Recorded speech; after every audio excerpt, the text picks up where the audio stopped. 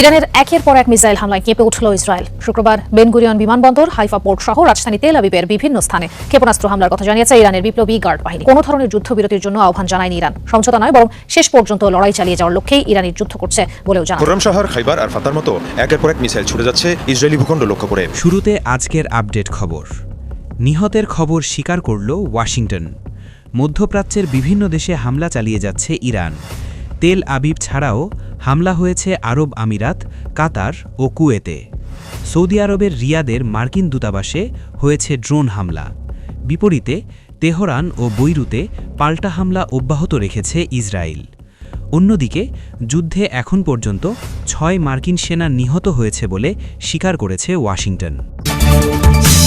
জানিয়ে দেব, ইসরায়েল ও আমেরিকার পতন ডেকে আনবে ইরান। চরম ঝুঁকিতে মার্কিন আধিপত্য, দ্রুত পাল্টাচ্ছে মধ্যপ্রাচ্যের ভারসাম্য, মার্কিন সাম্রাজ্যের পতন ঘটাবে ইরান। এদিকে ইরানের মিসাইল নিখুঁতভাবে ইসরায়েলে আঘাত হানতে সক্ষম। মিসাইলের নিখুঁত আঘাত শুরু হয়েছে ইসরায়েলে এবং মধ্যপ্রাচ্যের বিভিন্ন অঞ্চলে খাদ্য সংকট। এদিকে মধ্যপ্রাচ্যে ইরান ইসরায়েল যুদ্ধের কারণে বাংলাদেশি প্রবাসীদের আহাজারি। একটু পরপর সাইরেন, মাথার ওপর দিয়ে মিসাইল যাচ্ছে, এমন পরিস্থিতিতে কখনো পড়িনি। প্রবাসীদের কষ্ট থাকতে বিস্তারিত প্রতিবেদনে। সর্বশেষ জানিয়ে দেব, ইরান ইসরায়েল যুদ্ধ থেকে পালাতে ইসরায়েলিদের রুট। মিশরের তাবা বিমানবন্দর ইসরায়েলের সঙ্গে মিশরের সীমান্তে অবস্থিত ছোট রিসোর্ট শহর তাবা বর্তমানে ইসরায়েলের ও বিদেশি নাগরিকদের পালানোর জন্য একটি গুরুত্বপূর্ণ ট্রানজিট হাবে পরিণত হয়েছে।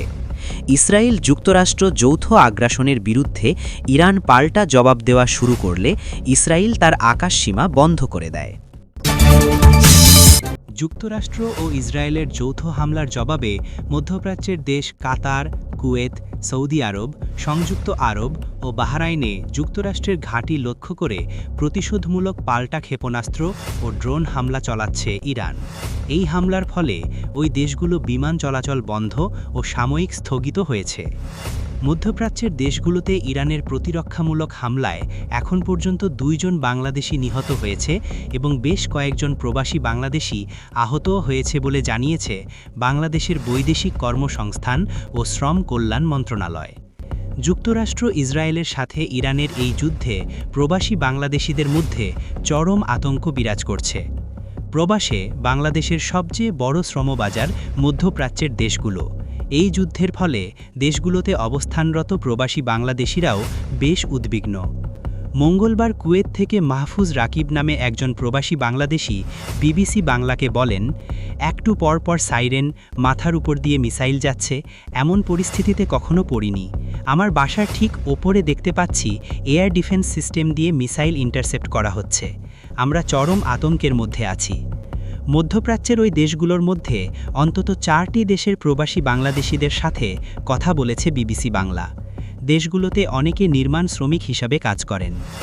নাম প্রকাশ না করার শর্তে কাতারের সেখানকার একজন নির্মাণ শ্রমিক জানান, গত শনিবার ইরান প্রতিরক্ষামূলক হামলা শুরুর পর প্রথমে তাদের কাজ চালিয়ে যেতে বলা হয়েছিল।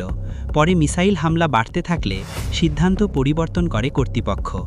গত 3 দিন ধরে তাদের সব কাজ বন্ধ রয়েছে। তাদের অনেকেই বলেছেন, এই যুদ্ধ যদি আরও দীর্ঘায়িত হয় তাহলে মধ্যপ্রাচ্যের শ্রমবাজারগুলোতে ব্যাপক প্রভাব পড়বে। যুদ্ধের এই প্রেক্ষাপটে দেশ ছেড়ে যাওয়া বা দেশে ফেরার জন্য ইসরায়েলিরা এই পথ ব্যবহার করছেন। গত 28 ফেব্রুয়ারি ইসরায়েল ও যুক্তরাষ্ট্র প্রথম হামলা শুরু করার পর থেকে হাজার হাজার যাত্রী তাবা সীমান্ত ক্রসিং দিয়ে উভয় দিকেই যাতায়াত করছেন। কেউ কেউ ইউরোপ সহ অন্যান্য গন্তব্যে ফ্লাইট ধরতে মিশরে প্রবেশ করছেন। আবার অনেক যাত্রী তাবার ছোট আন্তর্জাতিক বিমানবন্দরে নেমে বাসে করে ইসরায়েলে প্রবেশ করছেন। যাত্রীদের চাপ সামাল দিতে তাবা বিমানবন্দরটি আবার চালু করা হয়েছে। যাত্রীদের ব্যাপক আগমনে সাধারণত লোহিত সাগর তীরবর্তী শহরটি এখন ব্যস্ত ট্রানজিট পয়েন্টে পরিণত হয়েছে। বিভিন্ন দেশ তাদের নাগরিকদের সরিয়ে নেওয়ার ব্যবস্থা করছে এবং বিমান সংস্থাগুলো আঞ্চলিক ফ্লাইটগুলোর রুট পরিবর্তন করছে।